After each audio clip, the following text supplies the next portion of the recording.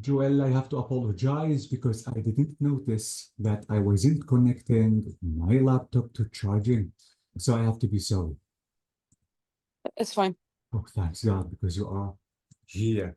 Okay, so I think today we are going to finish talking, practicing part C, which is the last part in the listening module. As I told you, we don't need a whole hour just to finish discussing and practicing part C. We need less than that.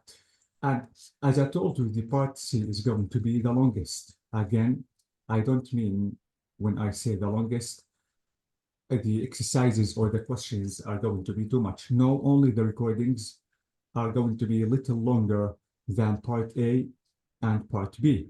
So I can say that today we have to finish talking about the final part of the listening module, which is C. So let me show you the best strategies we don't have to forget just to be able to solve part C and to get a good band. But I have to zoom the page in just to be able to see the screen clearly. So part C is going to be the last part in the listening module, and we have to listen to two recordings, and which can be either presentations or maybe interviews involving absolutely medical healthcare. We have to answer 6 multiple choice questions for each one. Now, each recording lasts for 4 or 5 minutes. This is why I told you that part C is going to be the longest. Keep in mind, Joel, that every section in part C, because we have 2 sections, you have 1 minute and a half, 90 seconds to read the questions carefully before that section is going to start, or the speaker, or maybe the speakers are going to start talking. This is really amazing because absolutely you have to finish reading the whole questions before the speakers are going to start speaking. So the recordings in this section could be in the form, okay. Let me scroll down just to discuss the most important information. So absolutely, we have to be familiar with what we have to do before the test. Absolutely, the instructions in part C are going to be like this. In this part of the test, we will hear, or you will hear, 2 different recordings. In each recording or extract, absolutely, we have to listen to people, doctors, nurses are talking about medical issues or something like that.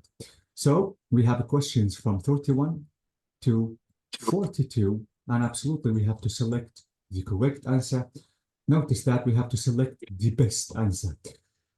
Don't forget that the speakers are going to mention all the multiple choices. So please, we have to be careful. We have to listen carefully just to get the gist of the recording, just to be able to select the best multiple choice. So the first recording or section are going to be from 31 to 36, and absolutely from 36 to 42.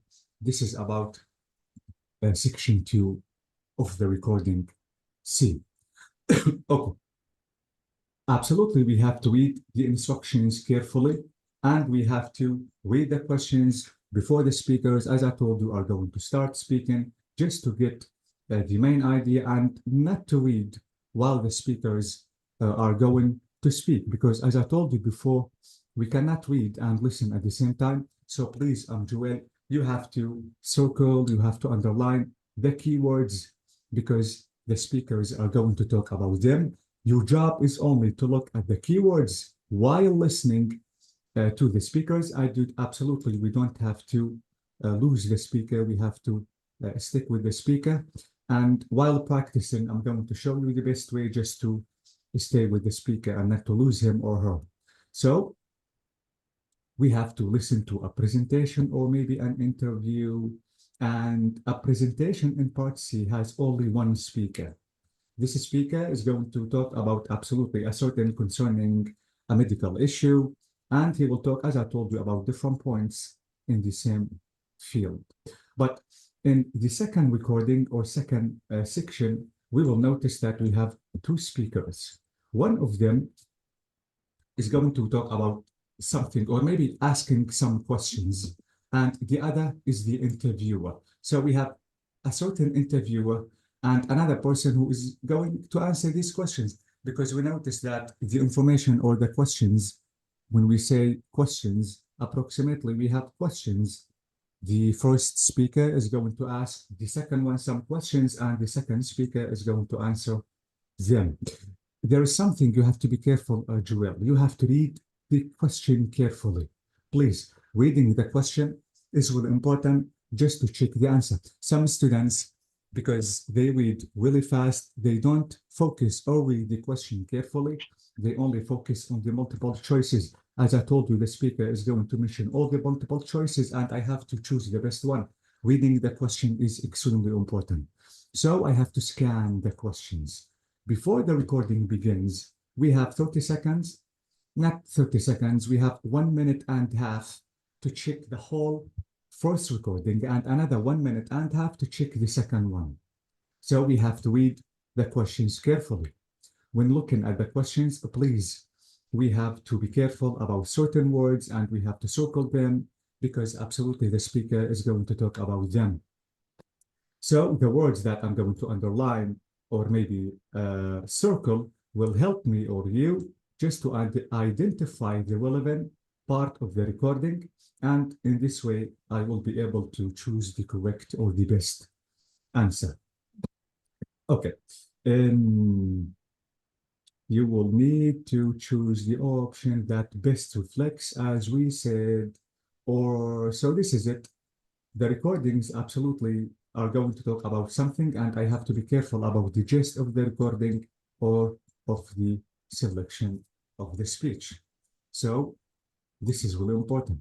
And now about listen actively, and I have to answer the question. So in part C, I have to stay with the speaker, please. This is extremely important. And I have to check the questions carefully. And we have 6 questions, as we said. Let me try to read fast. Next question, the recording. Okay, absolutely. The recording includes cues. And we can use these cues to identify the main meaning of the question. For example, the interviewer's questions in the recording match the questions in the task. Absolutely, the speaker is going approximately, not literally, but he's going to ask the question that is already written in the page. And absolutely, by circling the keywords, I can listen to these keywords, the speaker, because the speaker absolutely is going to talk about them. So this is why circling the keywords is really important, because we cannot read and listen at the same time. We don't have to forget that reading the questions carefully before the recording begins is really important, just to have a clear idea about the audio or the words the speakers are going to talk about. So this is really important.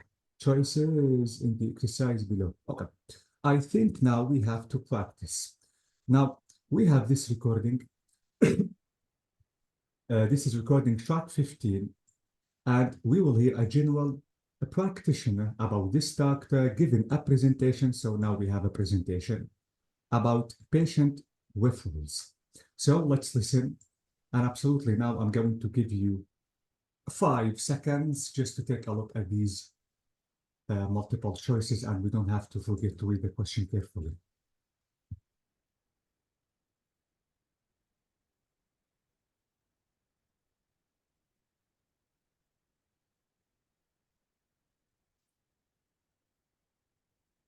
Okay.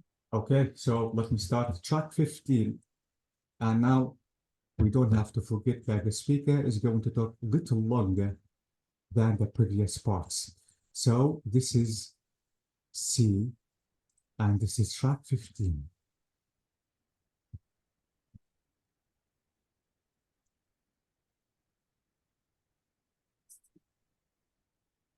When dealing with new patients or patient referrals, you need to ask not only what medication they're currently taking, but why they're taking it. Many doctors assume that patients understand the reasons for their course of treatment, but some patients may have been prescribed these drugs a long time ago. And despite their prior doctor no doubt outlining the reasons why such drugs are needed, patients can forget or misremember the actual reason why these prescriptions are necessary to them. Make sure you go through this at the earliest convenience. So a good way to start these discussions is to ask, can you tell me what you're currently taking and what it's for?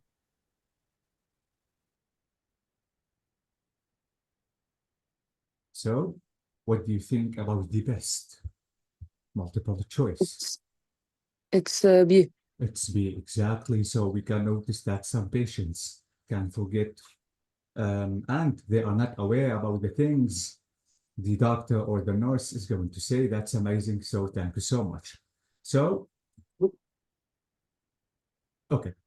Now, listening to interviews. So after now trying just to listen to a certain presentation, now listening to interviews. When listening to a certain interview, we have to use the interviewer's questions as cues or clues to move to the next question.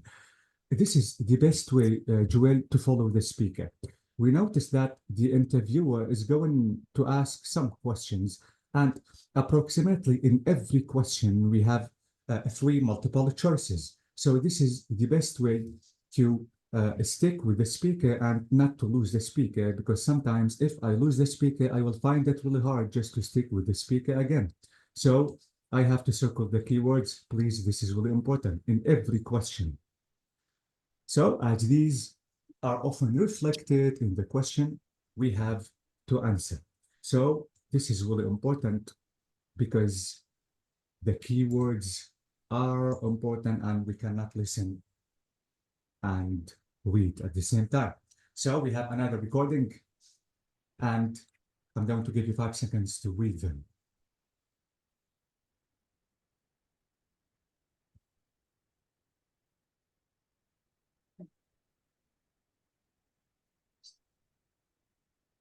Okay, so now 16, exactly. Track 16, this is it. Let's listen carefully.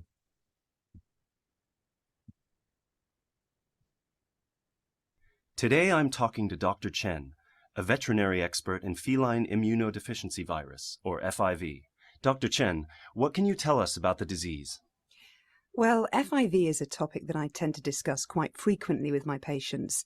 Although lots of people have heard of FIV and know generally that it is a virus that affects cats, there are many misconceptions about the condition, what it means for the cat and what owners with FIV-positive cats must do.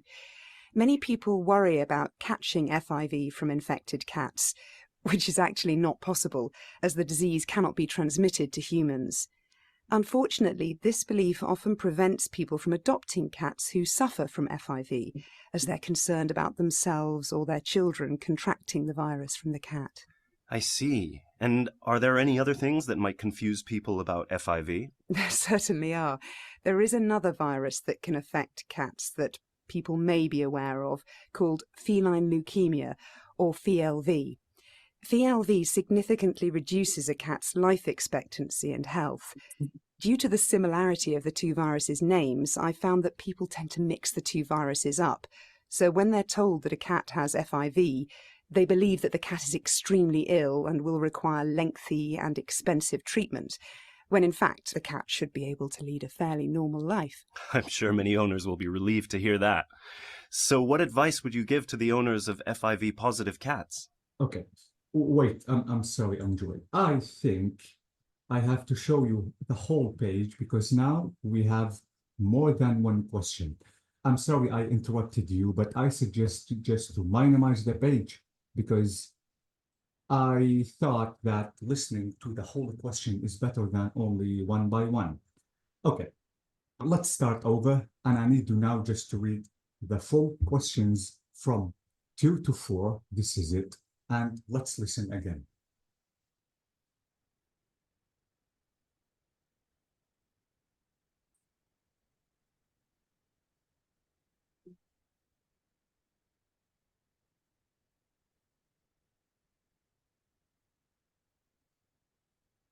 Okay. Okay, I think this is better from listening one by one. Okay, so let me repeat the recording and let's listen again.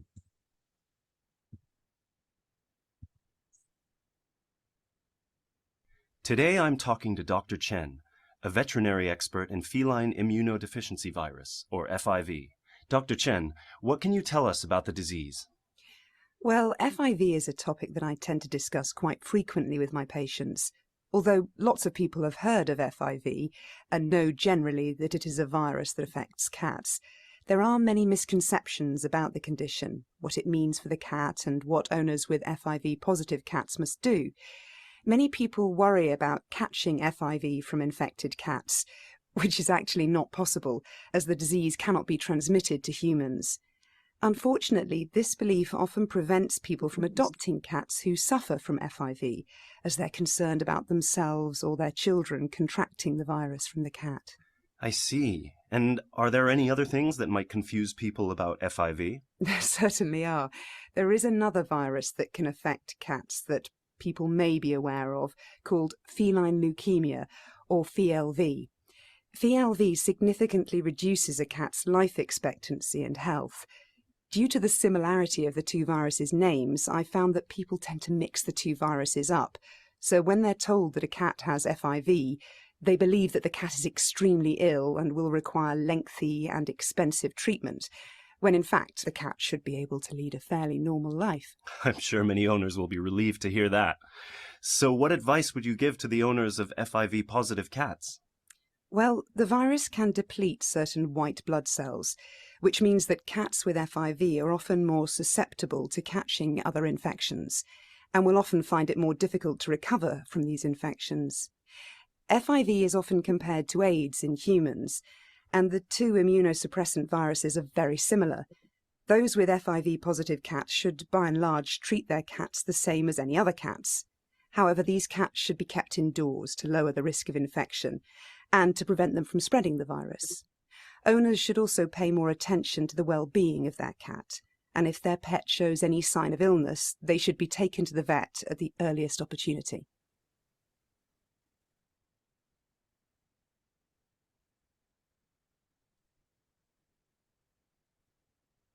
So Okay. I hope that it was clear. Okay, first of all, we notice, Joel, that the interviewer said these keywords. So he said confusing, he said positive, and he said advice. So these are the keywords that I have to circle before the beginning of the recording, just to take a look at these words and keep listening to the speaker. And this is a second way, Joel, just to stay with the speaker, not to lose him absolutely, because he is the interviewer. What do you think about the answer of 2? It's C. It's C. Okay, what about 3? Also C. Okay, what about the last one, which is 4? A. It is A. Okay, avoid unnecessary contact. I suggest just to show you the correct answers, and if there is a need for repetition, we are going to do it. Let me open a new page because I want to show you the answer. Wait, I think this is the best that we have to do. Are you using your laptop or your phone, Joel? My phone. Can you use please your laptop, because while practicing the final one or practice set, I'm going to split my screen into 3. So we have to see the screen clearly. Let me open the book. I think this is the yes, I think this is it. Okay. So I'm going to show you the answers. And if there is another need just to repeat the recording, I'm going to do it. Wait, this is not the book that I want to open. This is exactly the book.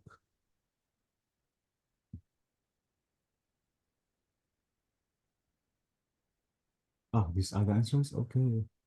No, this is about the practice set. Yeah, these are the strategies. Okay. Okay. Now these are the correct answers from 2 to 4. We notice that the first correct answer is can be contagious or infectious to humans. So this is the correct answer, which is A. Now the next one, which is 3, it is C. Its names is similar to more serious virus. So this is C. And the final one, which is 4, it is B. Monitor the health carefully. Now, do you suggest a repetition of the recording, Joel? But in number 2, she said it's not contagious to human. This is what she said. Yes. Okay, what she said next of that. Wait, I think I have to show you the recording. This is a track. Let me try to do like this. This is track 16. Let me try to show. Yeah, this is 15. And this is 16. No, this is 17. Okay. I think, wait. Okay, now let's talk about 3. She said that it's not dangerous for human. This is what she said. Yes. This is what she said in the beginning. Many people worry about catching FIV from infected cats, which is Okay. actually not possible, as the disease cannot be transmitted. Wait. Let me try to complete reading.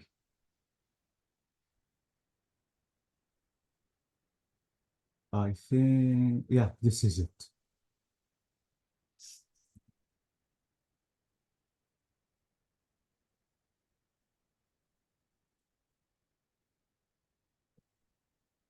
Okay. So, adopting cats who suffer. Okay, now I see any procedures. It's the second line. Yeah. When as the disease cannot be transmitted to human. Okay, but we have to complete reading because we have to check what she said next. 2 viruses, okay, significantly reduces cat's life.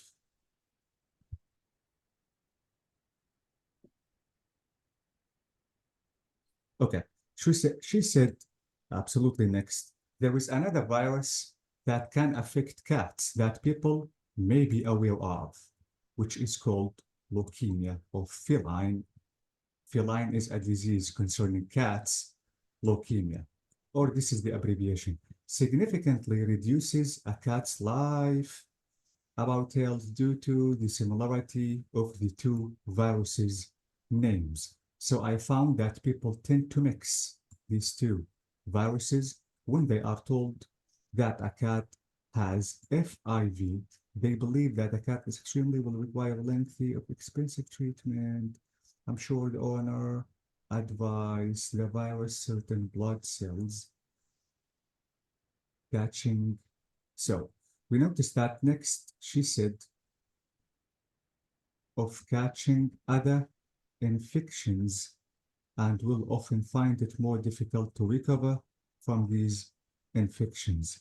So by comparing this disease to this one in humans, so we notice that they are really similar.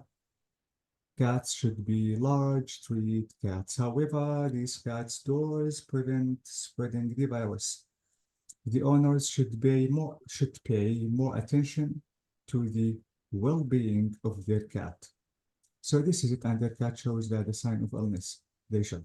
So we notice that she said next, we have another virus which is similar. This is the virus that they should be careful of because some people mix the 2 viruses up.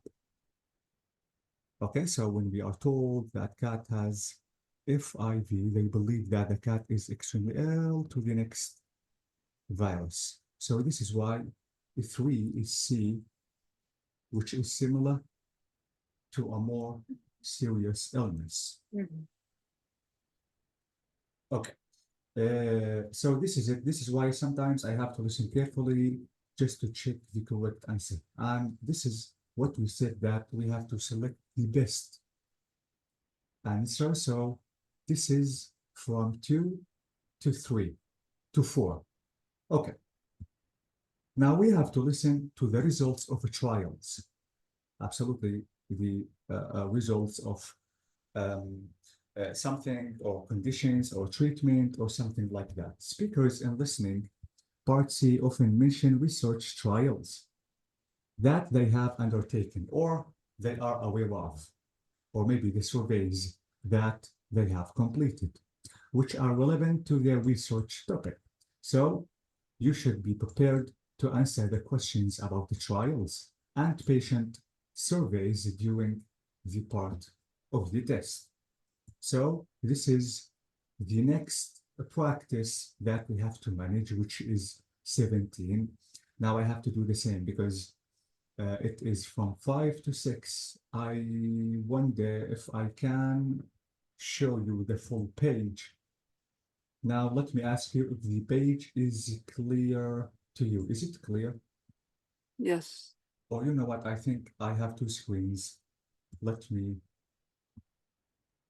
do like this just to see the page clearly.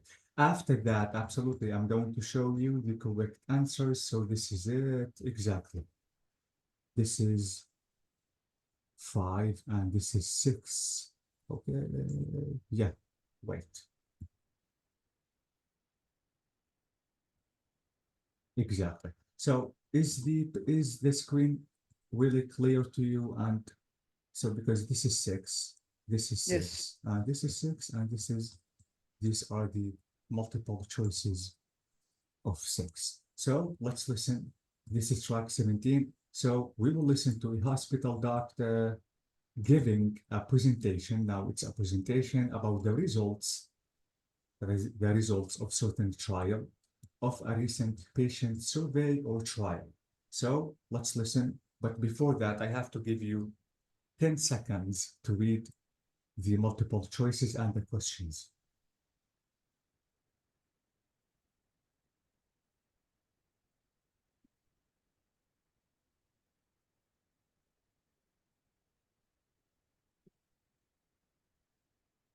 Okay.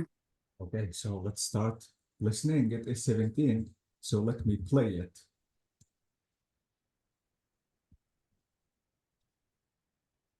This is C, and this is 17.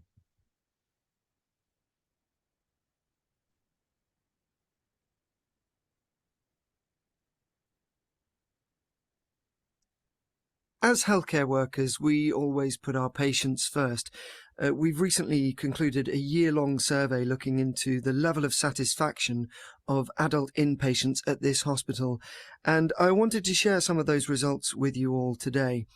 I've been doing these surveys for a while now, and let me tell you first off that I was absolutely flabbergasted by the patient engagement level here. Seriously, out of all the patients asked to complete the survey, a remarkable 86% responded, and that may be the highest proportion I've ever seen. More responses not only provide us with more data, but it also suggests that you've created a great environment in which your patients feel comfortable expressing their views. Let's take a look at what some of these respondents felt about the care they received. We'll start with inpatients in their 20s. This group had the highest satisfaction rate of all respondents. Now, that's great, but there are a couple of influencing factors we should bear in mind that might explain why this group was more satisfied with their treatment.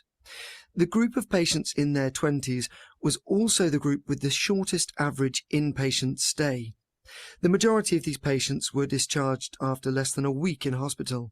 As such, this group is less likely to have experienced the frustration and worry that can become more of an issue with patients who have extended stays at the hospital.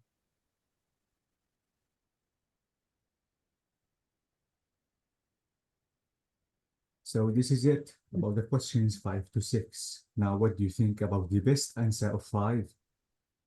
5, it's C. Yeah, this is the highest number he has ever seen. Okay, now what And about 6. It's B. It is B, exactly. So, shortlisted of time. So this is why, thank you so much. Exactly, these are the correct answers of the recording. Now let's talk about case studies.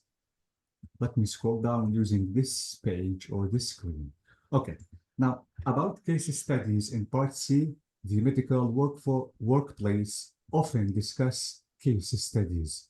Now, the questions in this section focus on the individual patient's experiences, what was unusual about their treatment, and how effective the treatment was. So let's try to practice answering these questions below, which are from 7 to 8, 2 questions. Let me try to, yeah, I think I can do it in one screen. So let's do that. Okay. So let's listen to a doctor or maybe a nurse. So this is it. Giving a presentation again on treating patients who are dealing with stress. So I'm going to give you 10 seconds just to read the questions carefully with the multiple choices.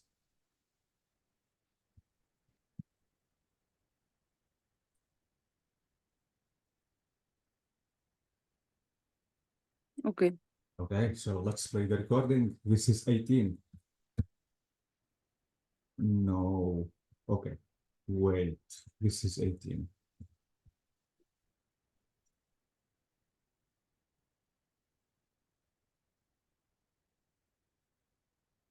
Hi everyone. I'd like to talk to you all about caring for patients experiencing stress. Unfortunately, it's a phenomenon many of us healthcare professionals have first-hand experience with, but I'm going to talk about one of my patients, a newly appointed CEO of a well-known multinational company. Now, the patient had been working in high-powered roles for a long time, so it wasn't that he was unfamiliar with stress. The problem was that in his current role, he was constantly putting out fires. The business was very well known and dominated the market that it was in, but behind the scenes there were financial issues. There was always an issue that needed his urgent attention. Stress is an unpleasant experience in and of itself, but it can also cause problematic side effects. The patient also experienced weight gain and trouble sleeping as a result. The patient waited for a while before seeking help, and by the time he did, he was absolutely worn out. We worked with the patient to develop a number of coping strategies, as it wasn't possible for him to remove the main cause of stress, his job, from his life. Instead, our treatment began with reading. The patient told us that he had loved reading fiction, but hadn't read for pleasure in decades, and so one of the first changes he made was to read for an hour before bed. We needed to make sure the patient made time for activities that he enjoyed. That one small change in turn helped him to sleep better, which gave him more energy to deal with stressful situations during the day.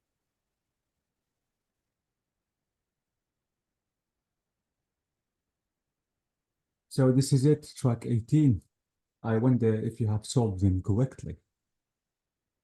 Number 7, A. It is A, thank you. Too much. Number 8, I think it's A. It is A because he said he loved reading. Mm. Exactly. So this is it. And you notice that the speaker said reading. This is a keyword. And we notice that this is the way that I have to stick with the speaker. And this is the best way that I could know that the speaker is here, or maybe he's still talking about the information in question number 7. So this is why circling the keywords is extremely important, just to be able to follow the speaker and absolutely not to lose him or her. And we don't have to forget to read the multiple choices correctly, because we notice that the speaker or speakers are going to mention all of them. And sometimes it is a little tricky. So this is our practice today. Now we have to manage the practice test. Okay, absolutely, you have to practice listening as much as you can, because this is extremely important. And as I told you that we have to remember to read the questions first, and we have to circle or underline the most important words, which are the keywords, so that we can listen actively for the answers when the speakers are going to start speaking. Sometimes, Joel, or let me say that some students say that I'm not professional, for example, in my field of study. So how can I understand everything the speakers are going to say? You don't have to be that a professional, as we noticed here, just to get a full, not full, but let me say a good score on the OET exam. But we noticed that this exam is designed approximately for everything to be understood. Why? Because this is for variety of backgrounds, not specified for doctors, for example, or practitioner, or maybe nurses, or something like that. So, and I found that your listening skill is really amazing. That's great. Okay, now I think the meeting is about to be stopped, but I suggest just to leave the meeting and to come back again, because we have to practice now the whole listening part C, and you have to bring your paper with your pencil, just write the answers. I suggest, Joel, to use your laptop, because I'm going to use 3 screens now, because this is a full practice about part C. Can you do it? I don't have my laptop. Ah, It's fine. okay. Try to make zoom in using your phone and Yes. try to adjust your screen. I hope that it will not be that hard to you. I know that sometimes it is impossible because you are using your screen just to circle the keywords. If you can't, absolutely you can't, because we are online. Try to write the keywords on a piece of paper and to take a look at them while the speaker is speaking, Joel. Okay. So let me disconnect the meeting. Let's come back to practice part C. Practice it. Yes. Okay, so